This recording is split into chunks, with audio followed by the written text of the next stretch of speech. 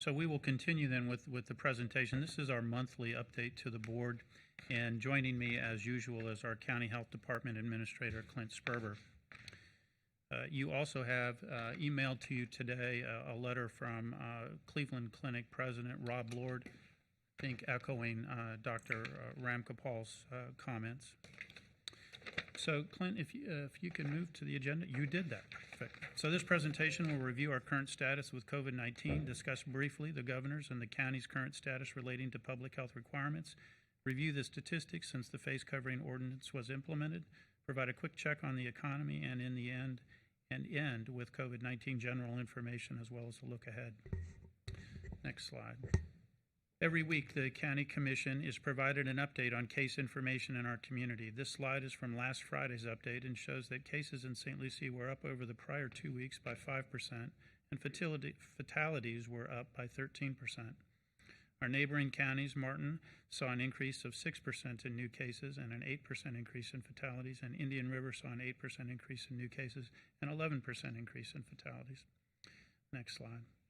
The governor issued his Phase 3 Executive Order 20-244 that was entitled Right to Work, Business Certainty, and Suspension of Fines. What this order did say was that no local ordinances by a city or a county may prevent an individual from working or from operating a business.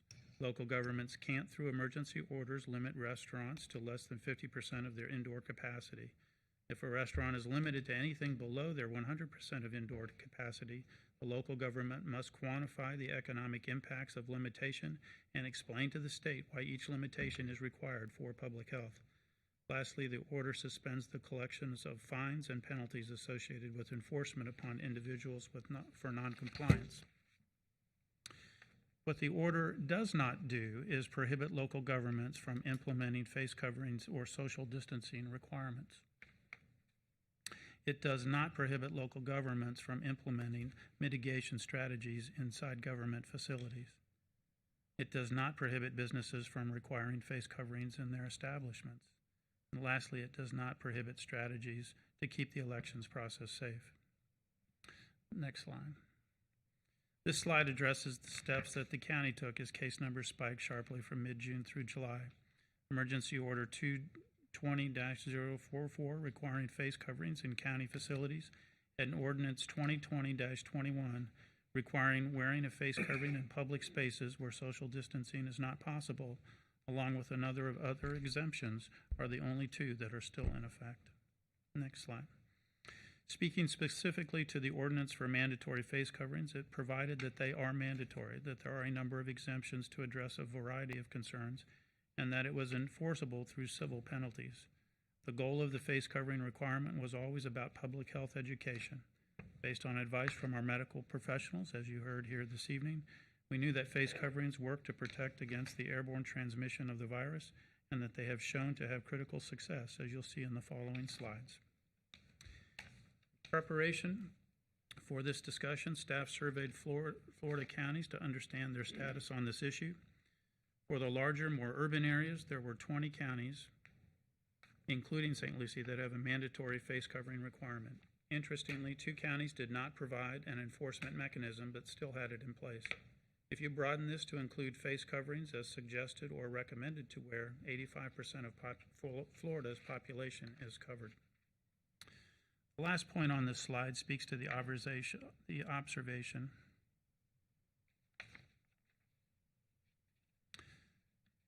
that really the only one thing that has been changed since the middle of July regarding the fight against COVID-19 was the introduction of face coverings. Businesses have opened up more, schools are back in session with face coverings. The statistical correlation is evident that they've had a positive impact. At this point, I'll turn it over to Mr. Sperber. All right, thank you, Howard. Thank you, Madam Chair and Commissioners. And from a health department perspective, in my role specifically with COVID, is describe how COVID is circulating in St. Lucie County, provide facts, resources, and guides. So once cases are identified in St. Lucie County, our major role of what we have been doing and will always do, whether it's COVID or any other virus that is reported to the health department, is once it's identified, we try to contain it. And we also try to prevent further spread of it. So this is just a quick picture of the Department of Health, the dashboard. So as of earlier today, there were 8,245 cases of COVID in St. Lucie County with 294 deaths. Our 14-day average of cases is now 32 daily. So the number has dropped dramatically. It is, averaging, again, 32 cases over the last 14 days, probably between 32 and 37 over the past month. Over the last 14 days, we had 741 tests. Our positivity rate is 4.35%. Here's an illustration of the number of positive cases per month. Now, the overall monthly cases have decreased since mandatory face coverings, but please keep in mind the number of cases reported is only the tip of the iceberg, as 40% of cases are also asymptomatic. And because of the asymptomatic cases, people still are contagious without knowing it and can expose others that are more vulnerable to the virus, such as those who are older, chronic disease, or both. Masking cuts down on the overall amount of secretions from the person wearing the mask and may prevent spread of those who are more vulnerable to hospitalization and or death. So it's also important to understand people are contagious without knowing it and can expose others, again, that are more vulnerable. This is a chart that's showing a 14-day average of positivity rate in St. Lucie County. You can see from the middle of July through the end of September that we are going in the correct direction, which is all positive. Now, Dr. Ramgopal has spoken about COVID and hospitalizations, and I know Commissioner Hutchinson, we have spoke times also, and also with several of the commissioners about what is a good time. There's really no metric out there that says, okay, here is an ideal number. We heard Dr. Ramgopal say between 2 and 5%. But one of the best metrics that we can look at is what are the hospitals doing? How are they treating the patients? And you can see over the 2-month period from COVID in the hospitals that there was 180 hospitals or 180 patients with COVID in all 3 St. Lucie hospitals on July 30th. 2 months later, that number decreased 69%. Same time period, intensive care admissions has decreased 67%, and also ventilator use 79%. Now, I highlight those 3 metrics because those are the 3 primary metrics that hospital administration that they're looking at. Those are the 3 main areas where they are looking at to assure that they can manage the census that comes in, and we'll speak a little bit more about that as we talk about influenza season coming up, and actually it is here right now. But again, those are the 3 main areas that you can see where numbers have gone down tremendously. Now, we know about the severe complications, and clearly the worst of all is fatality. And you can see our numbers have gone down week after week from our high that we had in the middle towards the end of July and beginning of August as far as how many fatalities that we've had. So you can see the trend line is going down in that graph. In this chart right here, you can see a different way to illustrate how many fatalities we've had from the first fatality that was identified in March 22nd to the end of September. And you can see when you guys passed the mandatory ordinance. Now, when we look at fatalities, and I've mentioned this in the past, as far as when we look at St. Lucie County and 294 deaths, we look at risk factors. So we, from the health department standpoint, working closely with the medical examiner and just having the Office of Vital Stats that falls under Department of Health, we need to evaluate and, again, look at facts. So when we look at facts, the top 3 underlying conditions in St. Lucie County for fatalities are cardiovascular disease, which is 53% of the cases that have passed away either at cardiac disease or hypertension. Pulmonary disease, so with that we're looking at chronic lung disease and or asthma. But if we added tobacco to this category, that would be the number 1 cause of fatality in the county. And then number 3 is diabetes. And one of the other areas in St. Lucie County why we have had 294 deaths, when you compare us, and this is probably a discussion for a different time, but St. Lucie County, we have a very high number of adult congregate living facilities in the county.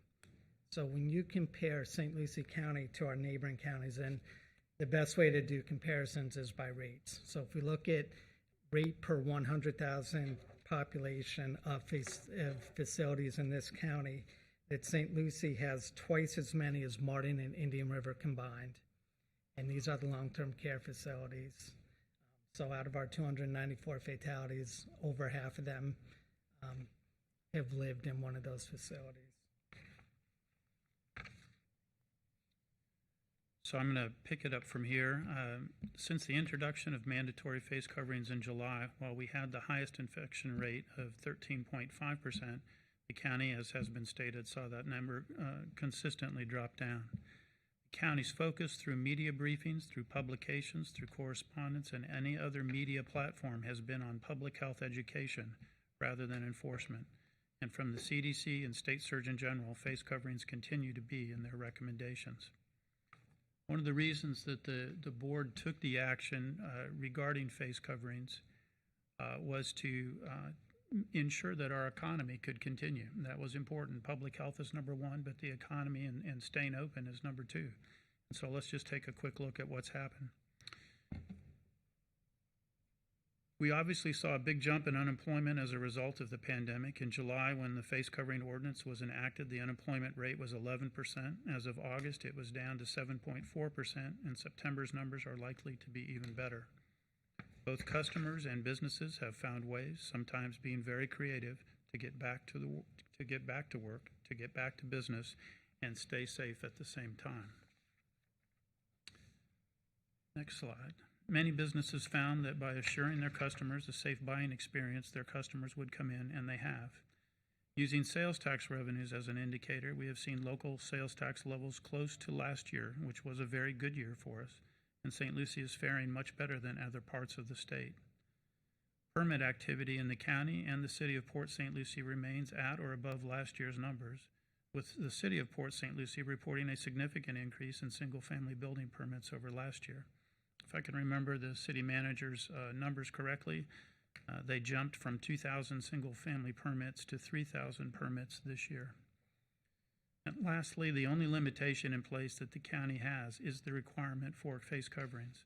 As was stated earlier, there are no limitations on restaurant capacities. And now Clint will take us home. So as you read these facts, face coverings are protective also against transmission of influenza. And influenza season begins in October and runs through April. And we know that it's also possible to have dual infection of influenza as well as COVID. And from a hospital perspective, speaking to the hospitals and just knowing how the hospital census works, is their bed census typically goes up during the season from October to April. And historically, our hospitals hit capacity issues from time to time, and that's without COVID.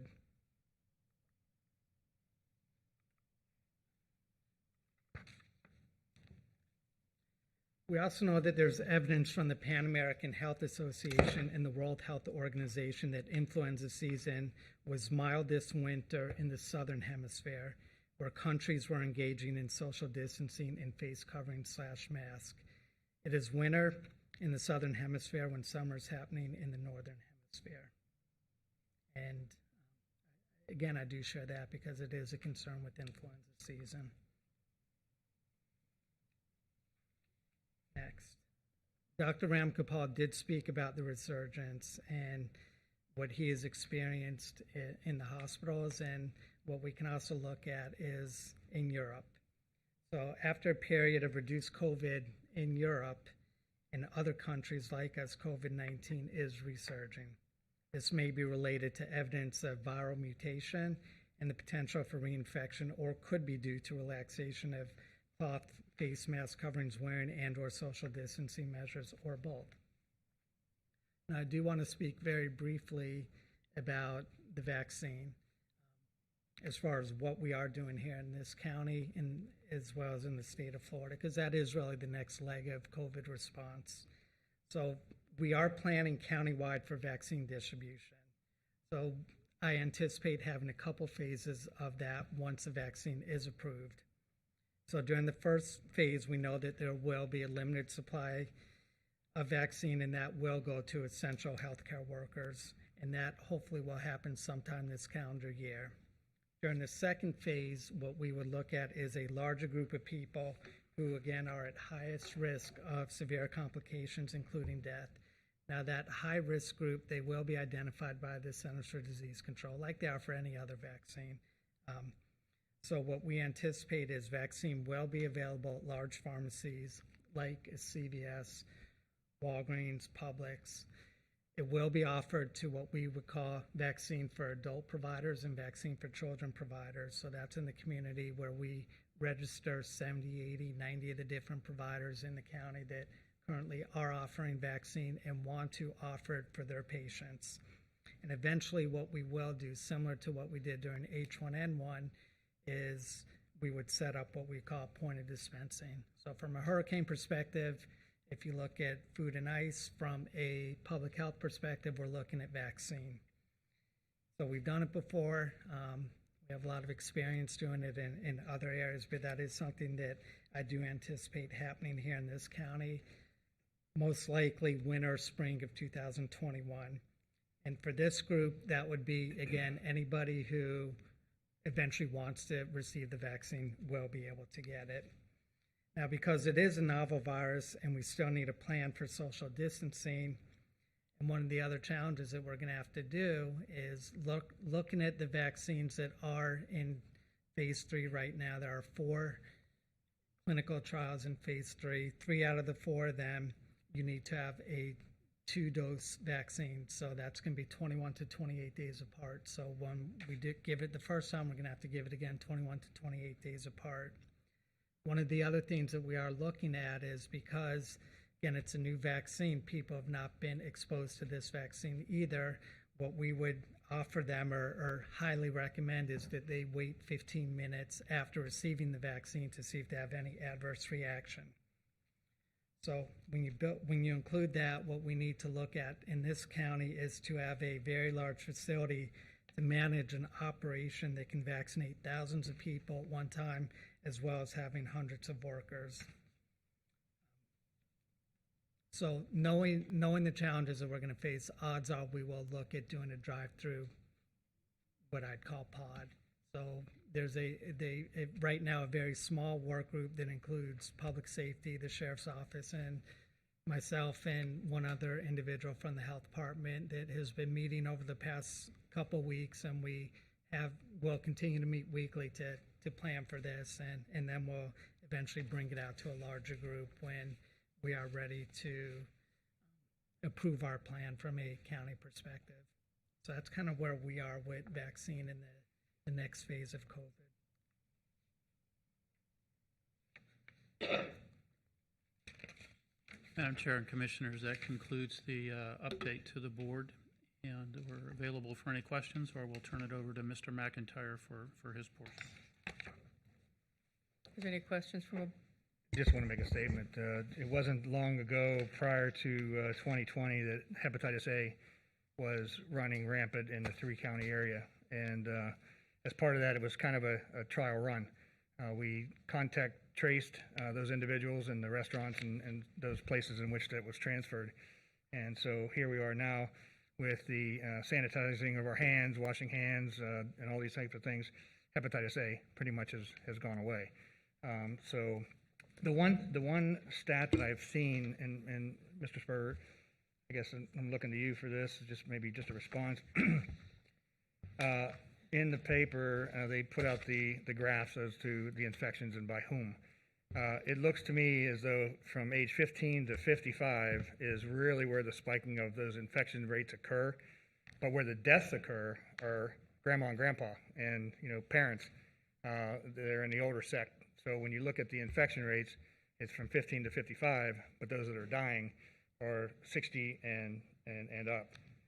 So that tells me that, we have another, opportunity, I think, from an education standpoint, that those younger folks actually may be asymptomatic and spreading without even knowing. Yeah, that's a great point, and we see that. Luckily what we have experienced working extremely closely with the St. Lucie Public Schools, weeks and weeks before school opened on daily basis, we work with them, and we have not seen with younger kids as being the term super spreaders. So we haven't experienced that in our school system, which is very positive with that. But as far as the target audience that you mentioned, and again with fatalities, yes, it is individuals who are in their mid 60s and older, and older, and then also having those other risk factors that I mentioned. Thank you. Madam Chair, can I just, to be fair, I'll ask you the same question that I'd asked the doctor in regards to, and I know you've already answered it, but I'd like you to answer it. Yeah, sort of. If you could just answer it again. It's not so much a number, it's what are we using to determine when is enough? With all due respect, I've heard everything from Thanksgiving, Christmas, January, that was just quoted, 2 to 5%. The other part of that question then to you is also going to be the time frame, because I know we do the spikes. We go below the 5%. We've been there. It'll climb up a little bit and go down. Are we still maintaining the 14 days, or is that out the window now? When we're looking the things at, keep changing, and that's why I'm trying does. to pin this down a little bit. When we're looking at the governor's gating criteria, that was for opening up the economy. And now that we are in phase 3, we are not really focusing as much on the gating criteria. Okay. So to try to answer your question without having a lot of good metrics behind it, I've heard comments from when the CDC no longer recommends it is one area that we can take a look at. There are other areas that we can look at as far as when a vaccine is available. And the term herd immunity, I think some people have heard about it, but not everyone. So when we look at herd immunity, that's when we are looking at how many people in the community have been exposed and have antibodies for that particular virus. And we heard, this virus, it can be anywhere from 60 to 80% of the community.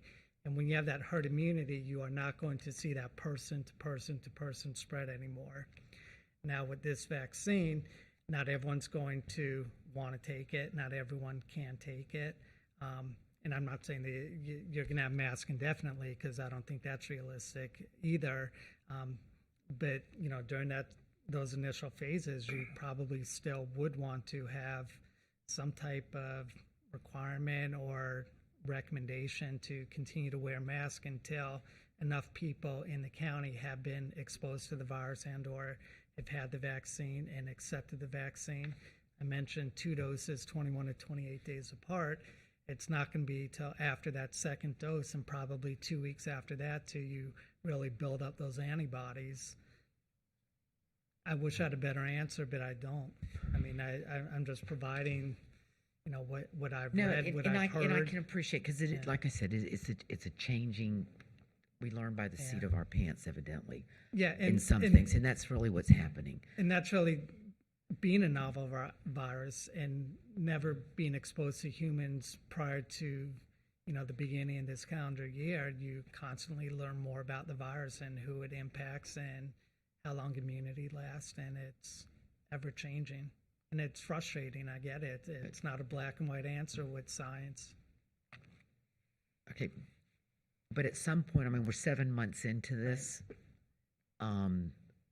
There's got to start being something out there, and I hope you understand. I'm not picking on you by no means. It's as you said, there's frustration on all sides for a lot of different reasons behind it. Because I can sit here and say, and I know of people who have had every symptom of COVID and never got tested. They've gone and gotten tested. Other people have gone and gotten tested and found out they had the antibodies but were never sick. So those are all numbers that I've not heard anybody speak about. And then now that you've mentioned about the influenza coming into play, and by your own words, you said, the hospitals get tight even during that season sometimes. We've all been in there when it's crowded and you've got people laying in the hallways, in stretchers and so forth that are sick because there's just not the room. How are we going to make any different, whether that's the flu or the COVID? And I know there's the testing part to it, but as was mentioned by the doctor, you can get both at the same time. So are we taking any of that into consideration going into the flu season? And with what is the push, is it really the flu that's driving the numbers versus COVID itself? So the first part is we recommend getting the flu shot so we can rule out flu, and then we can test whether or not somebody does have COVID. Is a quick answer with that. That's why we're really pushing to get your influenza vaccine now before the influenza season really starts kicking in, because again, that's also going to take a couple weeks for immunity to build up. And that's really the best that we can look at with influenza and with COVID simultaneously circulating in the community. We haven't seen it yet. Typically in this county, it won't be for a couple months until we really start picking it up into different congregate settings. But again, get the flu shot. Great. Thank you. Any other comments or questions? Chair, Well- I'm sorry, did you have something? Yeah, is there any more comments? So I just want to say, I've had the flu shot before, and I've still gotten the flu. I think a lot of people have. And as you know, for me, I see both sides to this. I do. But I just think that with the governor releasing what he released, and I'm shocked to see some of this report state that it has not affected the economy. It has affected the economy. There are businesses that have went out of business that will never reopen. There's businesses barely hanging on. I know there's restaurants that have been allowed to reopen again at 100%, but they're not sure that they're going to be able to recover. I know that the COVID money is helping a little bit, but they don't even know that that's going to be enough to sustain them. I know that there's hairdressers that are struggling with a lot of this too. So, I see both sides to this, but the other thing for me is I see people where it's dividing the community. And I also see a situation where with the governor doing what he just opened, a lot of people thinking that they don't have to wear the mask anymore. And with him not having the fines and the penalties and the law enforcement not enforcing the mask, you have people out there saying, I'm not going to wear the mask, nothing's going to be done anyways. So me personally, I feel, I agree with the physicians. I agree with what the doctor said tonight. I agree, Chris, with what you stated about hepatitis. But at the same time, if you really look at the overall numbers, with the 320,000 residents we have here, and half the deaths, as you stated, was in the nursing homes and long care facilities, I really feel our numbers are low, and I think that we've done a good job. I think people have educated. I think they've taken care of their family. They're being mindful. They're socially distancing. They're washing their hands. And because this can't be enforced, I just feel that it's time for us to let the families and let the individuals make their own decisions. I think you're going to see what you see today. I think you're going to see those wanting to wear a mask continue to wear a mask. You might see a small percentage say, well, the mask mandate's no longer in effect, I'm not going to wear it. And there's people out there waiting to hear that. But at the same time, you have people that are not wearing the mask now. And the main thing for me is if it's something that has no teeth to it, why are we sitting here putting something in that's not enforced by our police department or our deputies or our sheriff's department? It's really about doing the right thing, making your own decision, and doing what's best for everybody. When I go to my hairdresser, I wear my mask. If I go into a business that I want something and they want a mask, I wear my mask. So this is part of the conversation as to why I felt that it was ready to have this conversation to come back to see if it's worth having that discussion again, to re-discuss the ordinance with the direction that the governor has taken. I just felt that it was important to have this on here to at least have an open conversation about this. Madam Chair, if I could, just to latch on to your words specifically, and we have all on this board worked really hard to make our economy run like it's been running. We've made policy changes that have been significant in the manufacturing sector. We've reduced some of the challenges from policies to getting business to speed of market. One of the reasons why we even went this far was to actually get business open. We recognized that our businesses were challenged. The tourism side, you're the chair of the tourism group, and that was significantly hit. Bars and restaurants were significantly hit. And the concern is those businesses that can't reopen or won't reopen because they have not been able to is a big concern for me, and I think for each of you. So with that, I'm glad that you brought this forward. I'm glad that we have this information, the science behind it, and we're showing the trends. We're showing the scientific medical data that supports what we've done. My biggest issue is letting us get and stay in business. Those businesses are just coming back just now. I think it supports their efforts to be in business. So what I'd like to do is make a motion tonight to have these reports come back to us at the informal meetings so that we can delve into this and really get to the data and get down to those numbers and have Clint go back to the state and federal medical groups to say, what is that number? Commissioner Hutchinson, I think you're right. We need to have a number that we're going to try and get to in which to secure removing this thing to make things that much better. So my motion is to have staff bring this back next month at the informal and every month thereafter until such time as we can identify a number, get the best medical data and the science necessary so that we can do the right thing by our businesses specifically and for our residents and their health. That's my motion. Just to clarify, Commissioner, next month we do not have an informal, so we would bring it back at the November 10th meeting. That's fine. I amend my motion.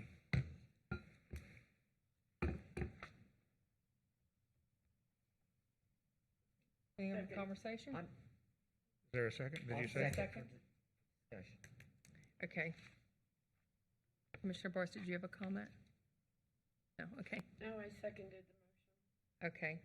You seconded or whoever. All right, I did that. Okay, so it's Commissioner Dzadovsky making a motion to bring this back to the, what did you say, Chris? The informal, with Informal? all the medical data and science data that will support us moving forward in a direction, but also getting to a point where we can find a number that is supported by the medical and scientific community to get us moving off this issue. Clint, do you think you're going to be able to have that number by the next informal meeting? Can't guarantee it. I will No work pressure, with my Clint. powers to be through the state it's health nothing office. like pressure, right? Yeah, I mean, I'll work through the state health office to see, because, I mean, trust me, you guys are not the only commission that's asking this question. So we work very closely with Centers for Disease Control, and we'll push that request. Thank you. And I think now that the president is infected, I think there's going to be a little bit more of a push from the federal side to help us get to those numbers.